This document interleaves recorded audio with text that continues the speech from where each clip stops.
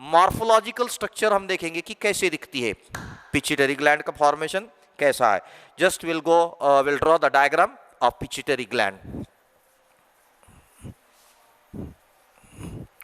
सी, अब pituitary gland में सबसे इंपॉर्टेंट क्या है, हम ड्रॉ करने वाले सबसे पहले हाइपोथैलेमस। यह है वो डायंसिफोलॉन का पार्ट जिसे हम कह रहे हैं hypothalamus. This is the hypothalamus. अब इस हाइपोथैलेमस के ऊपर एक स्ट्रक्चर होता है, एक डंडी होती है जो इसी को कंटिन्यू कराती है। यह है वो डंडी, दिस इज द स्टॉक। ये स्टॉक के बाद इसी स्टॉक के ऊपर एक लोब लाइक स्ट्रक्चर बन जाता है। This is the lobe like structure. ये होगा कंटिन्यू होगा।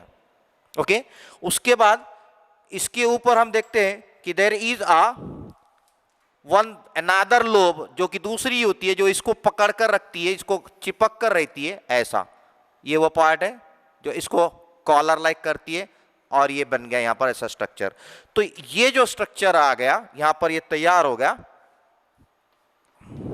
This is the completely the pituitary gland. ये पिट्यूटरी ग्लैंड का ऐसा स्ट्रक्चर है। तो पिट्यूटरी ग्लैंड में हम देखते हैं कि एक बड़ा पार्ट है और एक छोटा पार्ट है। ये बड़ा वाला जो पार्ट है इसे एंटेरियर पार्ट कहते हैं और ये पोस्टेरियर है। ये एंटेरियर वाला जो बड़ा पार्ट है इसका नाम है एडिनो हाइपोफाइसिस। एडिनोहाइपोफाइसिस। अगर स्ट्रक्चर में देखते हैं ये नियर अबाउट 75% इसी का है यहां पर साइज। अब ये दूसरा वाला है, ये सेकेंड वाला पार्ट, ये नर्वस टिश्यू से बना हुआ, नर्वस टिश्यू से डायरेक्ट कनेक्टेड है। ये नर्वस टिश्यू वाले का नाम है न्यूरो हाइपोफाइसिस।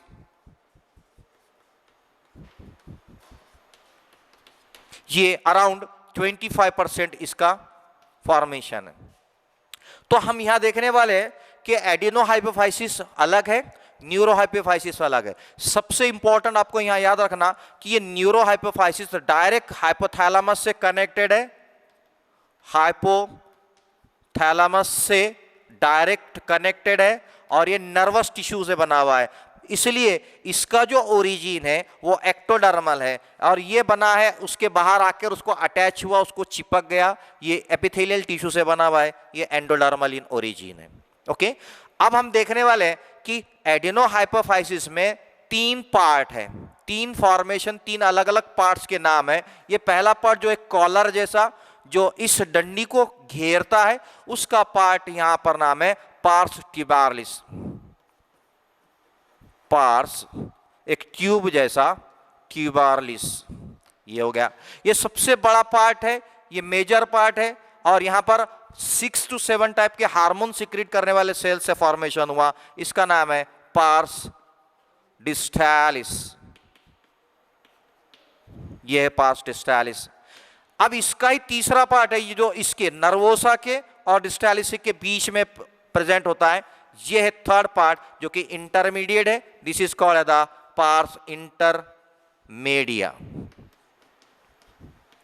इंटरमीडिया ये हो गया एडिनोहाइपो। तो एडिनोहाइपोफाइसिस में 3 part, pars distalis, pars tuberalis, pars distalis and pars intermedia, ये 3 पार्ट है। ये होगा यहाँ पर इसका फॉर्मेशन। इसमें सबसे इंपॉर्टेंट जो हमको देखना है, डिटेल हम जिसको देखने वाले हैं वो है पार्स ट्यूबारलिस, क्योंकि यही वो पार्ट है जहां पर मैक्सिमम हार्मोन सिक्रीट करने वाले सेल्स, एपिथेलियल सेल्स प्रेजेंट होते हैं, ग्लैंडुलर सेल्स होते हैं। अब ये जो न्यूरोहाइपोफाइसिस ये 3 पार्ट से बना हुआ है।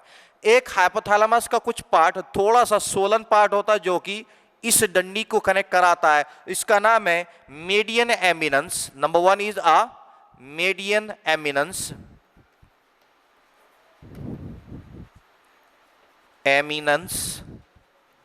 दूसरा ये स्टॉक लाइक स्ट्रक्चर, डंडी जैसा स्ट्रक्चर जो डायरेक्ट हाइपोथैलेमस को कनेक्ट कराता है। This is called as a infundibulum. Infundibulum. अभी इन्फंडिबुलम का अगर वर्ड का मीनिंग देखते हो तो उल्टा लटकना, जैसे कि एक घंटी होती है उल्टी लटकती है, इन्फंडिबुलर शेप कहते हैं, वैसे यहां पर इन्फंडिबुलम है। और इसका सबसे मेजर पार्ट जो बड़ा दिखने को है यह है pars nervosa. Third part pars nervosa.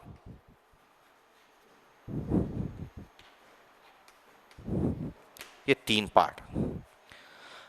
अब इसमें एडिनो हाइपोफाइसिस का जो मेन पार्ट है जिसमें हम पार्स डिस्टालिस देख रहे हैं, यानी पार्स ट्यूबरलिस के अंदर कोई सेल्स नहीं जो हार्मोन को सिक्रीट करने वाले, किसी भी तरह की सेल्स का सिक्रीटरी फंक्शन नहीं है।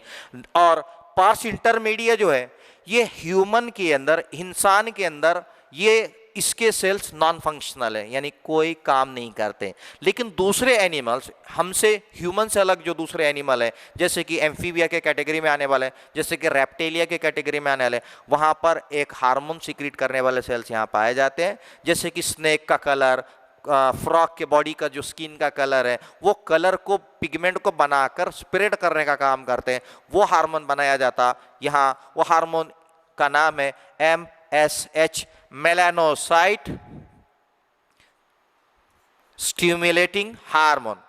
MSH मेलानोसाइट, यानी मेलानिन पिगमेंट को सिक्रीट कर स्प्रेड कराने वाला हार्मोन मेलानोसाइट। ह्यूमन में नॉन फंक्शनल। हम उन एनिमल्स की बात कर रहे हैं, the animals which belong to the amphibia and class reptilia में फंक्शनल है, ह्यूमन में नहीं है, याद रखना। तो ये ह्यूमन में हम इसको नहीं पढ़ने वाले, बस आपको for knowledge I have given this information. Now अब पार्स डिस्टालिस, तो पार्स डिस्टालिस के अंदर अलग अलग हार्मोन्स को सिक्रीट किए जाने वाले नियर अबाउट 6 to 7 हार्मोन्स हम यहाँ डिटेल में पढ़ने वाले हैं। और ये हार्मोन अलग अलग हार्मोन्स ऑर्डर होते, यहाँ से निकलकर इसको ऑर्डर देता, यहाँ से निकलकर थायमस ग्लैंड को देता, इससे निकलकर किडनी एड्रिनल ग्लैंड के ऊपर देता है, कॉर्टेक्स को ऑर्डर देता है, यहाँ से निकलकर टेस्टिस को ऑर्डर जाता है, यहाँ से निकलकर ओवरी को ऑर्डर जाता। ये हार्मोन्स यहाँ से निकलते हैं। उसके अलावा ह्यूमन बॉडी की ग्रोथ कराता है, मेमोरी ग्लैंड का डेवलपमेंट कराता है, सारे हार्मोन्स हम वन बाय वन देखने वाले। अब सबसे इंपॉर्टेंट हमको जो यहाँ हाईलाइट करना है, वेरी इंपॉर्टेंट जो I want to here highlight is that hypothalamus normally एक नर्वस टिश्यू है। This is a nervous tissue, यानी न्यूरॉन से बना हुआ है। It is a nervous tissue. लेकिन जनरली अगर हम देखते हैं तो न्यूरॉन्स कभी भी सिक्रेटरी काम नहीं करते, उनका काम सिक्रीशन करने का होता ही नहीं है, क्योंकि एपिथेलियल टिश्यूज काम करते हैं। लेकिन यहाँ के हाइपोथैलेमस के कुछ न्यूरॉन्स ये अजीबोगरीब, जो उनका काम नहीं है, थोड़ा अनयूजुअल काम करते हैं, और वो है सिक्रीट करना, कुछ ऑर्डर्स का सिक्रीट करना। उन्हें हम कहते हैं न्यूरो सिक्रेटरी हार्मोन्स, न्यूरॉन से सिक्रीट किया हुआ हार्मोन। वो neuro secretory hormone pituitary gland के इन हार्मोन्स को ऑर्डर होता है। क्या ऑर्डर होता है? एक तो रिलीज करने का ऑर्डर होता है, रिलीज फैक्टर है, इसे कहते हैं RF, रिलीजिंग फैक्टर। दूसरा, फॉर एग्जाम्पल रिलीजिंग फैक्टर मतलब यहां से ऑर्डर आया नंबर 1 वाले को कि चल तू स्टार्ट कर, रिलीज कर, तो वो रिलीज करता है। जैसे उसका रिलीज बहुत बढ़ गया, अब उसका काम बहुत ज्यादा हो गया, उसकी जरूरत खत्म हो गई, तो यहां से ऑर्डर आता है रोक दे, बस हो गया, इनहिबिटिंग फैक्टर रोक दिया गया, हो गया काम। वैसे ही वो 2 के लिए भी रिलीजिंग फैक्टर करता है, फिर स्टॉप करने का भी ऑर्डर देता है। ये निगेटिव फीडबैक मैकेनिज्म होता है। बहुत कम हो गया तो बनने का ऑर्डर आता है, बहुत ज्यादा हो गया तो फीडबैक आता है कि बहुत हो गया, आप रोक दो, रोकने का भी काम होता है। इसके अलावा यानी ये 2 हार्मोन जो रिलीजिंग और इनहिबिटिंग फैक्टर्स है, इसके अलावा यहाँ के कुछ न्यूरॉन हार्मोन को सिक्रीट करते हैं, और सिक्रीट करने के बाद वही हार्मोन न्यूरॉन के एक्सॉन से आता है यहां, कहां? पार्स नर्वोसा में। ये न्यूरॉन के एंड है, एक्सॉन के एंड है। These are the axons, axonic fibres. और यहां पर एंड में आने के बाद इनका जो एंड पॉइंट होता है, एंड पॉइंट जहां पर इस एंड पॉइंट को हेरिंग्स कार्पोस्कल कहा जाता है, हेरिंग्स नॉब कहा जाता है। These are Herring's कार्पोस्कल्स।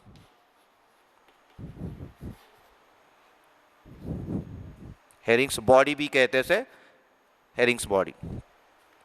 तो ये जो हार्मोन यहाँ का सिक्रीट कर कर यहाँ लाया जाता और इसमें रखा जाता, इसमें स्टोर किया जाता। इसके अंदर 3 नाम है, लेकिन 2 उसमें से सबसे इंपॉर्टेंट है। 2 हार्मोन को यहाँ लाकर बनाया, यहाँ जा रहा, लाकर यहाँ रखा जा रहा, टेम्पररी स्टोर किया जा रहा, स्टॉक किया जा रहा। वो 2 हार्मोन, ऐसे 3 है, हम 2 को डिटेल देखने वाले। पहला फर्स्ट वाला है जिसका नाम है ADH, एंटी डाययूरेटिक हार्मोन, और सेकेंड है ऑक्सीटोसिन, और तीसरे वाले का भी नाम बता देते हैं हम यहाँ पर, कोहेरिन। ये 3। अब ये और एडीएच एंटी डायूरेटिक हार्मोन, जिसे वैसोप्रेसिन भी कहते हैं, जिसे पिट्रेसिन भी कहते हैं, और इसको ऑक्सीटोसिन, सेकेंड वाला ऑक्सीटोसिन है, ये हम डिटेल देखेंगे, एंड कोहेरिन को ज़्यादा डिटेल नहीं देखेंगे हम। ये तीन हार्मोन यहाँ की कोई भी सेल सिक्रीट नहीं की थी, पार्स नर्वोसा के कोई भी नर्वस टिश्यू इन तीनों को सिक्रीट नहीं करते। तब सिर्फ लाकर रखने का कमरा एक जगह, सिक्रीट यहाँ होगा, नर्वस टिश्यू में होगा, लाकर रखा जाता। कब तक रखा जाता? तब तक की जरूरत नहीं होती, वो ऑर्गन जिसके लिए उसको नीड है तब तक इसको रखा जाता। जैसी उसकी डिमांड होती है छोड़ दिया जाता ब्लड के अंदर, वो चला जाता टारगेट में और अपना वहां पर इफेक्ट दिखाता है। अभी टारगेट कौन से है, ये हार्मोन ज्यादा हुआ तो क्या होता, कम हुआ तो क्या होता, हम पूरा देखने वाले। हम एक आउटर स्ट्रक्चर, हमने एक स्केच देख लिए। चलो अब हम कहां से जाने वाले? पहले हम देखने वाले एड्यूनोहाइपोफाइसिस को, उसके बाद उसके हार्मोन्स को, फिर न्यूरोहाइपोफाइसिस, उसके हार्मोन्स को। ठीक है, चलिए come to the screen now. Number 1 adenohypophysis, जो कि एक एंटेरियर लोब है, तक ऑलमोस्ट ये सबसे बड़ा साइज का है, 75% इसका साइज होता है। इसकी बनावट जब एक बेबी की बन रहा था, उसके जो एपिथेलियल टिश्यू है बक्कल कैविटी की, जिसका नाम रटकेस पाउच है, वो सेल्स डेवलप होते हैं, ऊपर की तरफ बढ़ते हैं और वही ग्लैंड का रूप ले लेता है, ग्लैंड का एक हिस्सा बन जाता है। यहाँ फोटोग्राफ में आप देख सकते हैं, this is the red colour जो दिख रहा है, ये रटकेस पाउच है, ऊपर की तरफ जाता है। देन एड्यूनोहाइपोफाइसिस के अंदर छोटे छोटे 3 नाम है, 3 में से पहले और नाम उसके पार्ट का नाम है पार्स ट्यूबालिस, जो कि आप देख सकते हैं कि जो ये पिंक कलर है, कॉलर की तरह होता है, कॉलर लाइक है, जो ऊपर की स्टॉक को, हाइपोथैलेमस के इन्फंडिबुलम को घेरता है, उसको पकड़ कर रहता है, उसे हम कहते हैं पार्स ट्यूबालिस। सिर्फ उसका काम लटके रहने का है, दूसरा कुछ काम नहीं है। सबसे इंपॉर्टेंट जो है पार्स डिस्टालिस, ये पार्स डिस्टालिस काफी बड़ा साइज का है। इसके अंदर एपिथेलियल सेल्स होते हैं, एपिथेलॉइड मतलब एपिथेलियल से बने हुए सेल, और ये खास है सिक्रीट करने वाले सेल्स होते हैं। अलग अलग ग्रुप का सेल्स है जो कि सिक्रीट करने का काम करते हैं, और इन सेल्स के को घेरा हुआ है। जैसे कि एक अंगूर का गुच्छा होता है ना, जैसा ग्रेप्स का गुच्छा होता है, कि हम देखते हैं कि कई अंगूर लटके हुए के ऊपर एक मेन काड़ी पे लटके हुए, वैसे यहाँ पर इनको कनेक्शन लेकर ऊपर लटका कर रखा गया ब्लड के वेसल्स के साथ, जहाँ ब्लड जरूरी है क्योंकि सिक्रीशन ब्लड में छोड़ना पड़ता है। Then it is connected by the portal system, जैसा अंगूर का हमने बताया बिल्कुल वैसी तरह यहाँ पर आप देख सकते हैं फोटोग्राफ, ये पोर्टल सिस्टम, ये ब्लड के वेसल्स, ये ब्लड के वेसल्स सॉरी, ये ऊपर की तरह लटका कर रखे गए। तो ये तीसरा पार्ट है इसके अंदर, पार्स इंटरमीडिया, जो हमने बताया कि दोनों के क्लेफ्ट में होता है, एडिनोहाइपोफाइसिस और न्यूरोहाइपोफाइसिस के। इसका देखिए तो कुछ खास काम नहीं है ह्यूमन में, it is reduce size, less develop and non functional in human being, but functional in amphibia and reptilian. Now second lobe of pituitary gland is a neurohypophysis, जो कि पोस्टीरियर लोब कहलाती है। इसका काम है डायरेक्ट अटैच किया गया है हाइपोथैलेमस से, एक डंडी से, यानी हाइपोथैलेमस का कनेक्शन कंटिन्यू होता है, उस स्टॉक लाइक को इन्फंडिबुलम कहते हैं। इट इज स्मॉलर, काफी छोटी होती है, एडिनोहाइपोफाइसिस के कंपैरिजन में 25% 25% की होती है। इसके अंदर 3 पार्ट्स हमको देखने को मिलते हैं। पहले वाला मीडियन एमिनेंस, जो कि एक सोलन पार्ट होता है हाइपोथैलेमस का, जिसको इन्फंडिबुलम कनेक्ट कराया जाता है। इन्फंडिबुलम सिर्फ एक डंडी है जिसे हम कहते हैं हाइपोफाइशियल स्टॉक, यानी हाइपोथैलेमस को लगी हुई एक स्टॉक होती है जिससे ग्लैंड अटैच कराया जाती है। इसी से ऊपर के एक्सॉन के फाइबर्स नीचे आते हैं, और वो भी कौन सा एक्सॉन? ऐसे न्यूरॉन का एक्सॉन जो सिक्रीट करने वाला, किसी चीज को, केमिकल को तैयार करने वाला है, इसलिए कहा न्यूरो सिक्रेटरी सेल्स से। देन तीसरा पार्ट इसमें जो है पार्स नर्वोसा है, यानी ऐसा पार्ट जो कि थोड़ा बड़ा साइज का है, जिसके अंदर ऊपर के न्यूरॉन के एक्सॉन आते हैं और पिचियोसाइट्स के सेल्स के बीच में उनको रखा गया। उनका जो आखिरी एंड होता है न्यूरॉन का फाइबर्स का, जिसे हेरिंग्स कार्पोस्कल्स या हेरिंग्स बॉडीज कहते हैं, जहां ऊपर के हार्मोन्स टेम्पररी लाकर रखे जाते हैं अप टू द रिलीज।